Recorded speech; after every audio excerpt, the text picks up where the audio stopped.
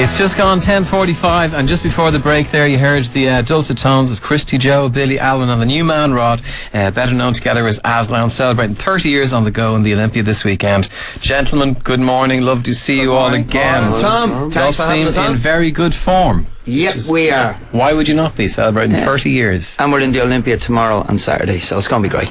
Let's get the war out of the way first. The gig in the park didn't work out. No, it's just, it's the way. I mean, the bigger, you've seen it with the Madonna gig and with the Chili Peppers gig. We couldn't afford to take a hit like that. Other bands can, or other promoters can. But it was, but you know yourself, Tom. I mean, you were with something happens. You don't want to be boxing below your weight. You always want to try and. So we gave it a lash, and I was saying this in it. We set up for three things this year.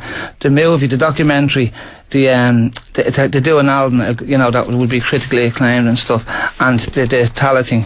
So we got the first two, and if you'd have reversed it and had a badly received album and a sold out gig in Tala, I'd have been sick. Do you know what I mean? So I understand really where you're coming from the times. Madonna was half full, if that, That's it. And see, we couldn't take the hit. We lost 80 grand on it as it was, coming up to that now.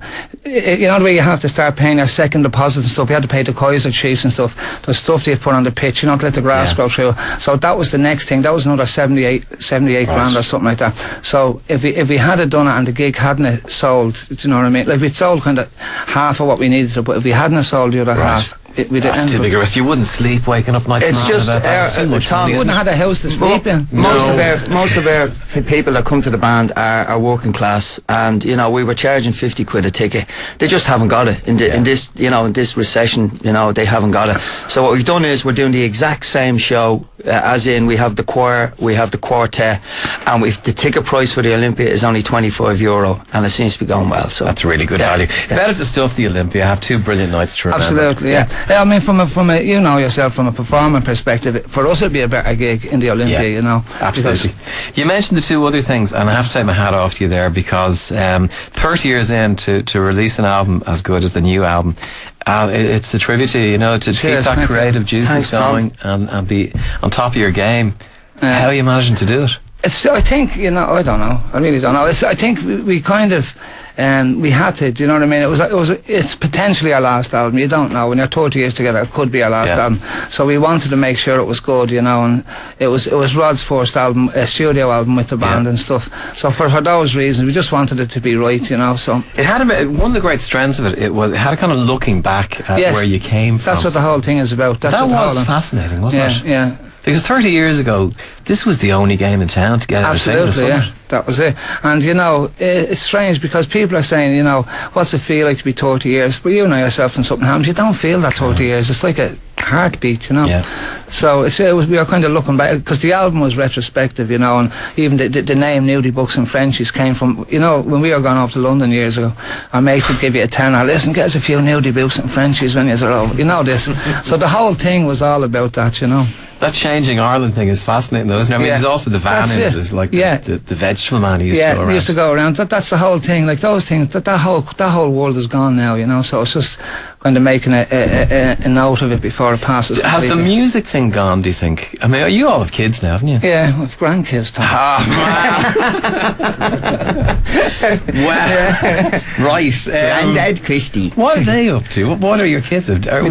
My daughter sings. My grandkids just annoy me, and I don't agree. She sings. Now, I kind of didn't encourage her to get into it. She doesn't. Why not? Because I know the way this business is, and you know the way the business is, and for women, the way women are treated in it and stuff. I wasn't really too eager to have her in it, but like me, nobody could tell me when I was a kid not to be a musician. So I didn't dissuade her, but I didn't. But she doesn't want. Like, I've tried to kind of help her out in that, but she doesn't want any help. She wants to kind of do her own way, Perfect. And how's she getting on? She's doing good. She's a great singer, but she just needs a bit of direction at the moment, so I'm just leaving her to it. What are the rest of your kids? Are they at that age, or what? I have Jake, he's 13, he's playing guitar. He started on drums, he's in guitar. Again, like Christy, I don't want to force him into it, you know what I mean? But I he'll be at the Olympia tomorrow. He likes the vibe of hanging out and seeing what way it works, But He likes the groupies, doesn't he? He's only 8, but he's already into the groupies. Isn't that unbelievable? I just, because it was such a dream for you and for us and for everyone back in the 80s, that you would discourage your own kids from it. Yeah, it's just, I don't know if discourage hard. is the right word. Yeah, I didn't discourage it. I didn't push them into it because it's so hard, and it's harder now than it was. Like when something happens on ourselves, we're starting off, there was still a little bit of integrity left in the music business. You could still kind of sign development deals and stuff like that. Now that's all out the window. Now you sign a deal, and if you don't have a #1 record with your first album, you're getting dropped and stuff. And then it's all about, like, before, people had come to see bands like us because we were able to play and able to sing and stuff. People will worship Jedward. Now, nothing against Jedward, they're great kids and all that, but musically, they wouldn't be the most adept, yet they're worshipped in this country, they're representing this country in music, and that's how that's how talent will still come through. And we did the singer-songwriters competition about 2 months ago, 3 months ago. The talent comes through. The talent comes through, but where does it get, Tom? You see, that's where you're talking. You get into little competitions like this, but who rises to the top? It's the Brezzies and the Jedwards and stuff. They're the ones that are rising to the top. So where does the talent go? Do you know what I mean? Is it not still a matter of if you have a great song, people will come and see Absolutely. it? This is the one. 30 years ago. It's about the song. Hallelujah has proved that as well. It is about the song. It's always about the song. And for years we didn't realise that, people used to say, but absolutely 100% that's what it's about. Yeah. And I remember a quote from Paul McGuinness. He said, if you have the right song, it'll manage you, it'll book your gigs for you, it'll get the crowds in. It makes it so much easier. I mean, you were saying about the album, what was happening was, because of the whole recession thing, music would be like a luxury, you're paying your rent and your electricity, and the last thing, if you've money left, you'll go to a gig, but it's the last thing you'll spend money on. So we found that the gigs were really getting quiet, so we really needed a hit single to kind of, and the difference it's made, just in us, and we're already an established kind of band, do you know what I mean? But the difference it's made in the gigs is ridiculous, That's a great song. The moment I heard it, I thought it was made for you. It was really brilliant. And I know you changed it. You brought the Aslan feel to it. We had to, You're going to do another song from the album now for us? Yeah, this would be more an album track, I think. This is the last track on the album, so it was the last song written for the album as well. Great stuff. This is Aslan. Take it away, lads. 1, 2, 3.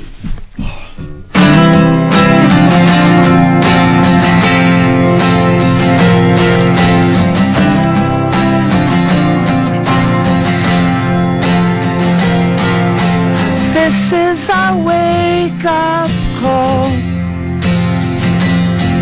but no one seems to notice at all. If you listen, you can hear it. Are we afraid to fear it? This is our wake-up call. Mother, what have we done? Did we hurt you? Did we do you some wrong?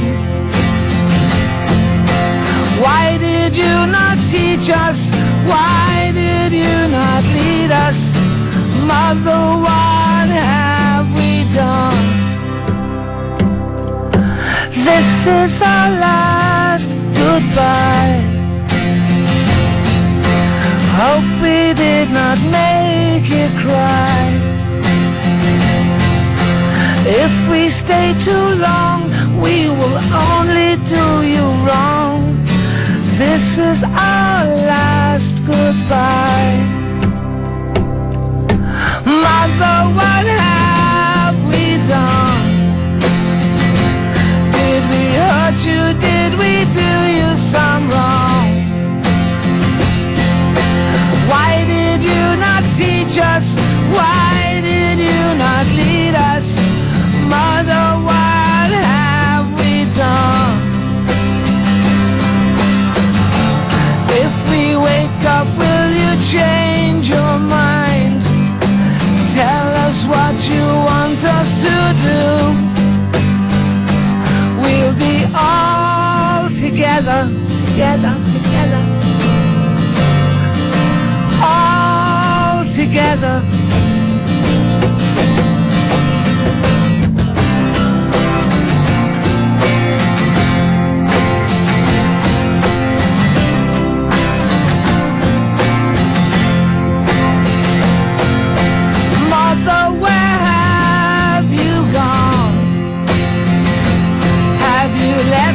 Cause we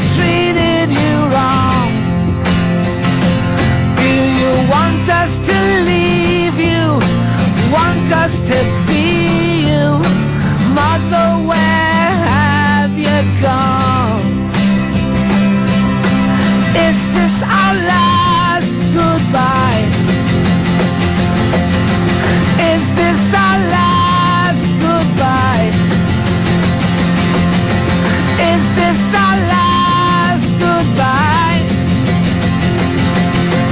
Is this our last goodbye? Absolutely brilliant.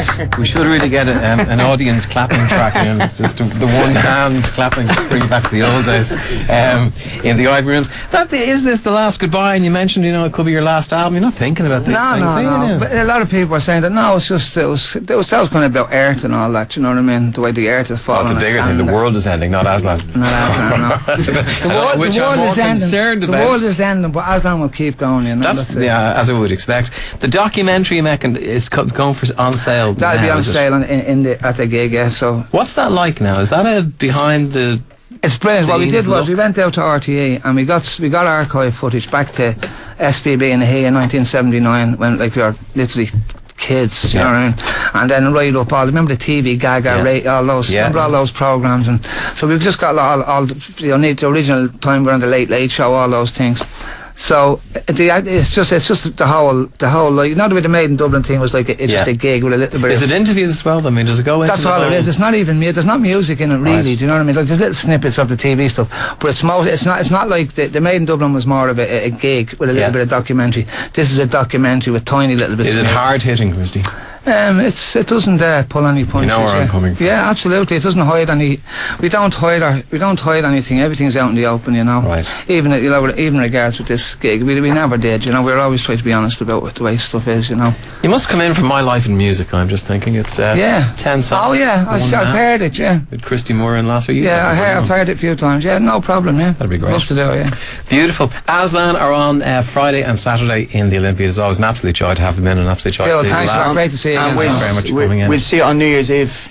Yeah, the INEC Killarney. The INEC Killarney. I'll see you in the Electric Picnic. Yeah. Where would you rather be? New Year's Eve with Aslan. The dream comes true. There'll be drink taken. My dreams come true. It will indeed. Still loads more to come. Stay with us.